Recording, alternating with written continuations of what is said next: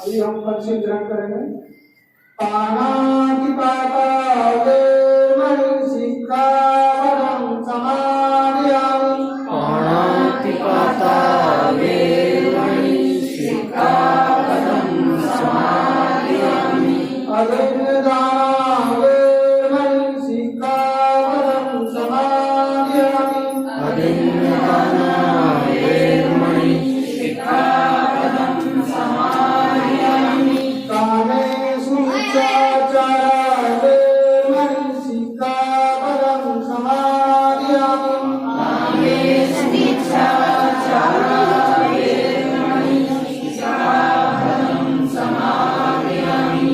मुसावादा वेरमणि सिक्खापदं समादयामि। मुसावादा वेरमणि सिक्खापदं समादयामि। सुरानिर्मद्यपमादधाना वेरमणि सिक्खापदं समादयामि।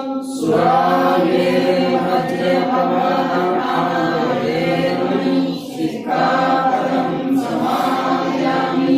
साधु साधु साधु साधु साधु। साधु।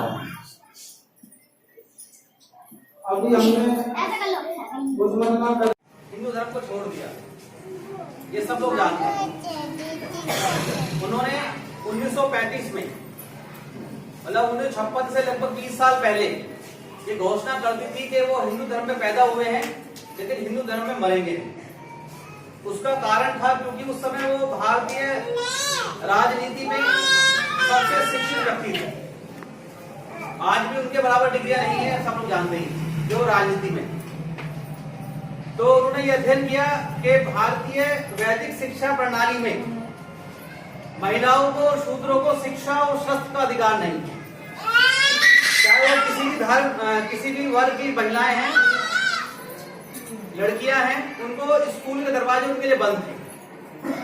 उनको कोई स्कूल में किसी भी तरह का एडमिशन नहीं मिलेगा। और वो इत्तेफाक से कहिए या किसी कारणवश अंग्रेज यहाँ आ गए तो हमारे लिए शिक्षा के द्वार खुल सके। उनसे अंग्रेजों को आने से पहले हमारे यहाँ स्कूल ही नहीं था, कोई सिलेबस नहीं था, कोई क्लास नहीं थी, कोई डिग्री नहीं थी, कोई यूनिवर्सिटी नहीं थी।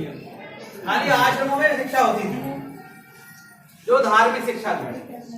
तो उन्होंने देखा कि शिक्षा का अधिकार इस धर्म में नहीं, और शिक्षा के बिना जीवन पशुओं के समान है। आप में से अगर आपके बच्चों को कहा जाए आपसे स्कूल बंद, तो क्या आप उनके अच्छे भविष्य की कामना कर सकते हैं? नहीं कर पाएंगे। शिक्षा के बिना कुछ नहीं।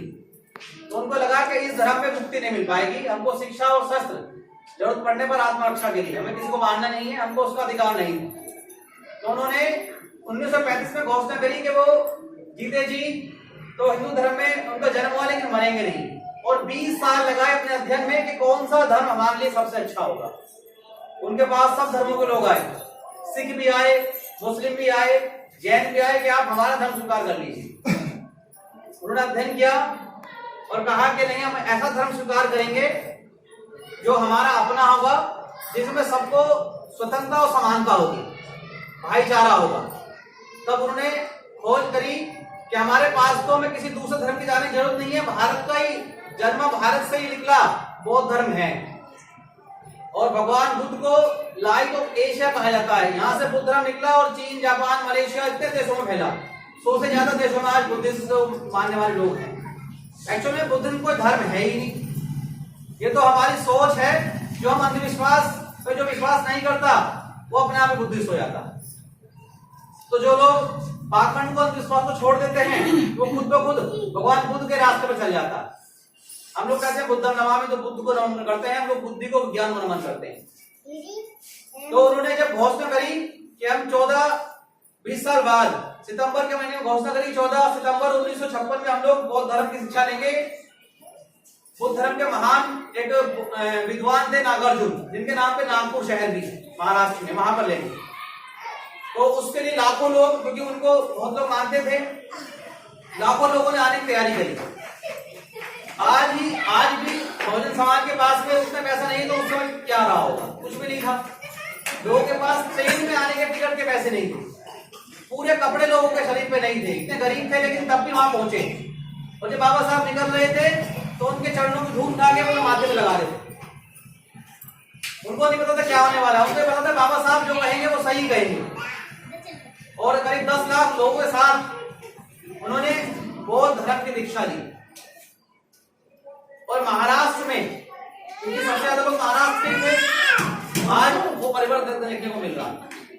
उस समय जिन लोगों ने बौद्ध धर्म अपना लिया, अंधविश्वास, पाखंड छोड़ दिया, आज उनका परिवार में शिक्षा, दीक्षा सब कुछ है।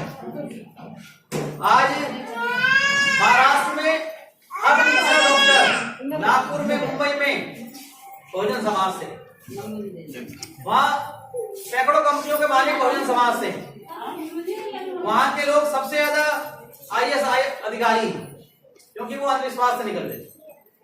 पर इतना सा काम उन्होंने किया। तो एक बहुत बड़ी धार्मिक क्रांति थी जो आज के दिन बाबा साहब ने हमको दी। इत्तेफाक से उस दिन दशहरा भी था, तो कुछ लोग उस पर्व को दशहरा दिन मनाते हैं कि नहीं, हम लोग दशहरा के मनाएंगे, क्योंकि दशहरा था, हम लोग दशहरा मना के ये धर्म चक्र परिवर्तन मनाएंगे। तो एक ही बात है, तारीख का अपना मैच होता है और दिन का अपना मैच होता है। दिन तो आगे पीछे हो सकते हैं, लेकिन तारीख तो वही रहती है। तो उस धार्मिक क्रांति को जो बाबा साहब ने हमको दी, उसके अपने बहुत बड़े मायने, क्योंकि बाबा साहब का मानना था कि धार्मिक क्रांति आएगी तब राजनीतिक क्रांति आएगी और शैक्षिक क्रांति भी आएगी। हम लोग धर्म की वजह से पीछे हैं, ना कि किसी के कहने की वजह से।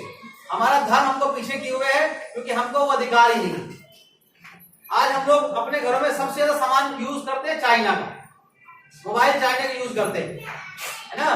कोई भी सामान प्लास्टिक का चाइना का, मेड इन चाइना लिखा होता है, कहते हैं चाइना का है, ये तो इतना सस्ता कैसे है। आप सोचिए, इंडिया में सामान बनता है लेकिन महंगा है, चाइना में बहुत सस्ता है, क्योंकि उन्होंने पैसा खर्च किया रिसर्च पर, और उनके पास हर चीज का जवाब साइंस है, हर चीज की सॉल्यूशन साइंस हमारे पास हर चीज का जवाब मंदिर मस्जिद गुरुद्वारे हैं, अंधविश्वास और पाखंड। जिस दिन हमारे पास हर चीज का जवाब ज्ञान हो जाएगा उस दिन हम उनको टक्कर दे पाएंगे, उस दिन हम अपने समाज को देश को आगे ले पाएंगे। बाबा साहब ने बौद्ध धर्म को इसलिए स्वीकार किया कि ये वैज्ञानिक सोच रखता है। हमको मंदिर छोड़ करके फिर से दोबारा बुद्ध धर्म में पाखंड नहीं करना पड़ेगा। हमको यहाँ पर फिर से दुनिया भर का पैसा एनर्जी वेस्ट नहीं करनी पड़ेगी धार्मिक कर्म कांडों पर, सिर्फ उनके बताए सिद्धांतों को अपनाना पड़ेगा। और उस समाज में, जिस समाज में सदियों से अंधेरा था, उस समाज में बुद्ध धर्म ही है जो हमको रोशनी दिखाता है। हालांकि आज सब लोग कहते हैं कि आज ऐसा नहीं है, आज तो सब समानता आ गई है। समानता आ गई है क्योंकि हम लोगों को अधिकार मिल गए संविधान की वजह से, रोजगार मिल गया है, पैसा आ गया, संपन्नता आ रही है। लेकिन अगर हमारी बुद्धि और सोच भी विकसित होती तो इतना समय लगता इस संपन्नता को आने में, और आने वाली पीढ़ी को उतना संघर्ष नहीं करना पड़ेगा इतना हमारे बुजुर्गों ने किया। यहाँ हमारे लेते हैं, गुरुद्वारे में जाते हैं, सब जगह जाते हैं, लेकिन जब शादी ब्याह रोटी बेटी का व्यवहार होता है तो वहां भी मना कर देते हैं लोग। तब बाबा साहब ने 20 साल के बाद जब उन्होंने उनको पढ़ा तब उन्होंने देखा कि सबसे अच्छा सम्मानित न्यायपूर्ण धर्म जो है हमारा बौद्ध धर्म है। ये इसके अगर हम सभी लोग उसके लिए आ जाते हैं, आज हमारी कमी इसीलिए है कि हम बौद्ध नहीं हैं। और आगे सोच लीजिएगा अगले साल में आपको पूछने भी नहीं आएंगे वो लोग, आपको हिंदू में लगा देंगे। और यही एक चांस है अगले साल, अगर आप सब लोग बौद्ध धर्म नहीं बनोगे, सब लोग आप हिंदू घोषित हो जाओगे। और जैसा मोदी चाहेगा वैसा करेगा, जैसा कर रहा है इसलिए बुरा हाल अब अगले साल होगा। इसलिए मैं तो कहूंगा बच्चा जितने भी हमारे लोग हैं उसको बौद्ध धर्म बना दें, इसमें कोई परेशानी नहीं है। जहाँ आप काम करते हो काम करिएगा, जहाँ नौकरी करते हो नौकरी करिएगा। पसंद है जिसे बाबा की चर्चा पसंद है, उसी घर में आनंद आनंद है। जिसे बाबा की चर्चा पसंद है, पसंद है, उसी घर में आनंद आनंद है। जिसे बाबा की चर्चा पसंद है, हम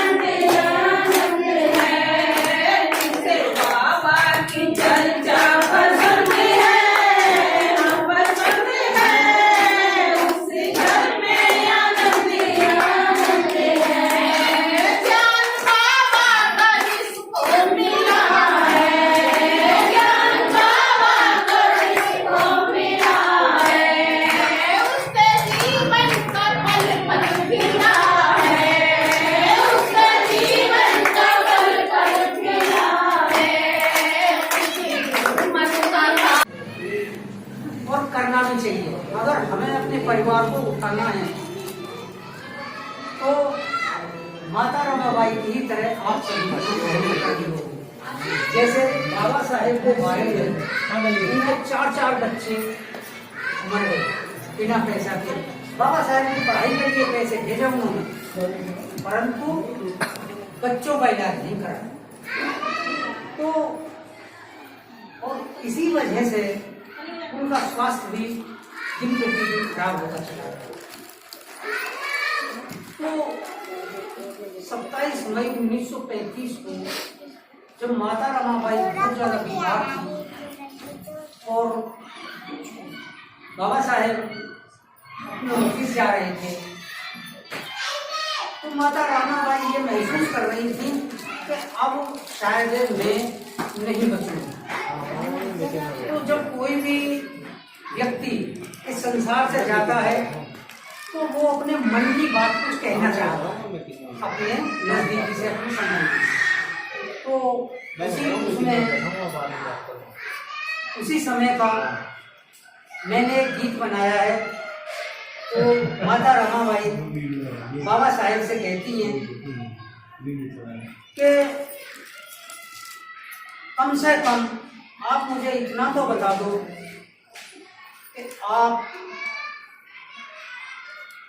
मैं मरने जा रही हूँ, आप मुझे अपने मन की बात इतना बता दो कि आप इस देश के लिए, इन दलितों के लिए आखिर क्या करना चाहते हैं।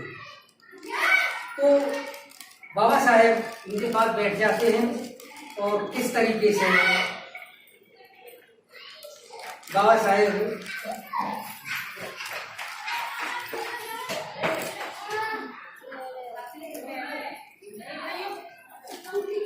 तो ये जो है थोड़ा सा गीत के माध्यम से मैं बता रहा हूँ। बाबा कहते थे रमा से, बाबा कहते थे रमा से, मैं ऐसा सतयुग लाऊंगा, ऊंच नीच ना होगा यहाँ, मैं सबको हक दिलवाऊंगा।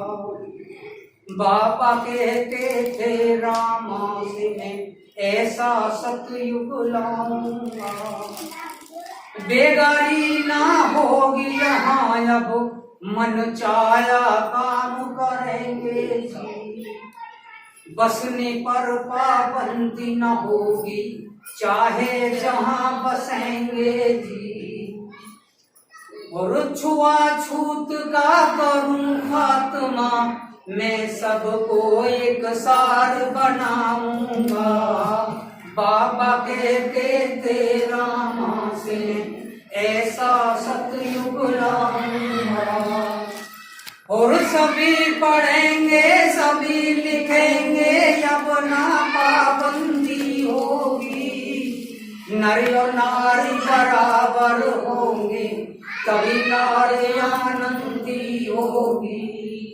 नारी को अधिकार दिलाकर मैं इसको पीएम बनाऊंगा, नारी को अधिकार दिलाकर इसको सीएम बनाऊंगा। बाबा कहते थे रामा से, ऐसा सतयुग लाऊंगा, सभी वर्ग के नौकर होंगे, सभी के होंगे मंत्री जी, सभी वर्ग के अफसर होंगे, सभी के होंगे संतरी जी, मत अधिकार सभी का होगा, मैं जनता का शासन लाऊंगा। बाबा कहते थे रामा से, ऐसा सतयुग लाऊंगा, और भेदभाव जो है भारत में, मेरे मन को भाया ना, देख देख कर मैं कुड़ता था, कभी चैन से सोया ना, इस ब्राह्मणवाद का करूं खात्मा, मैं ऐसा संविधान बनाऊंगा। बाबा कहते थे रामा से, ऐसा सतयुग लाऊंगा, हिंदू धर्म में मान नहीं है, सुन लो तुम रामाबाई।